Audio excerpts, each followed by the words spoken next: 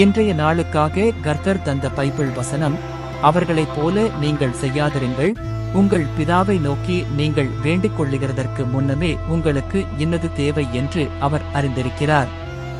மத்தேயு புத்தகத்தில் இருந்து 6ஆம் அதிகாரம் 8ஆம் வசனம். வசன விளக்கம். இந்த வசனத்தில் இயேசு கிறிஸ்து சொல்வது, தேவனை வேண்டிக் கொள்வது வெறும் வார்த்தைகளின் பெருமளவு அர்த்தமில்லாத உச்சரிப்பாக இருக்கக்கூடாது என்பதை குறிக்கிறது. அந்நாளில் சில ஜெபங்களை யூதர்கள் அல்லது பிற ஜாதியினர் தொடர்ந்து மீண்டும் மீண்டும் சொல்லிக் கொண்டே போய் அதனால் தங்கள் வேண்டுதல் நிறைவேறும் என்று எண்ணினார்கள். ஆனால் இயேசு தெளிவாக கூறுகிறார், நம்முடைய பிதாவான தேவன் நாம் வாயில் சொல்லுவதற்கு முன்பே நமக்கு தேவையானதை அறிந்தவராய் இருக்கிறார்.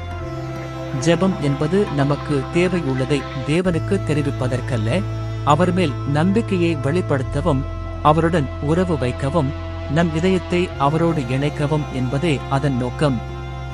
தேவன் நம்முடைய ஒவ்வொரு தேவையையும், சிந்தனையையும், சிரமத்தையும் அறிந்தவராயிருக்கிறார். ஆகையால் அவரிடம் பிள்ளைகள் தந்தையைப் போல் நம்பிக்கையுடன் செல்லலாம். இதன் மூலம் இயேசு நமக்கு கற்பிப்பது, தேவனை நம்பிக்கையோடு, எளிமையான மனதோடு, அன்புள்ள பிதாவிடம் பேசுவதைப் போல் ஜெபிக்க வேண்டும். ஜெபம். பரலோக பிதாவே, என் தேவைகளை நான் சொல்லுவதற்கு முன்னரே நீ அறிந்தவராய் இருக்கிறாய். உம்மிடம் பேசும்போது அதிக வார்த்தைகள் தேவை இல்லை என்று உணர்த்தியதற்கு நன்றி. என் மனதின் சுமைகளையும் ஆசைகளையும் கண்ணீரையும் நீ அறிந்திருப்பதை நம்புகிறேன்.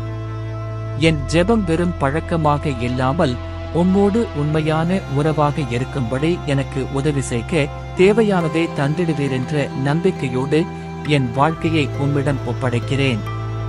உம் சித்தத்தின்படி நடத்தி என் தேவைகளையெல்லாம் உம் கிருபையால் நிறைவேற்றுவீராக. இவ்வனைத்தையும் இயேசு கிறிஸ்துவின் நாமத்தில் ஜெபிக்கிறேன். ஆமென்.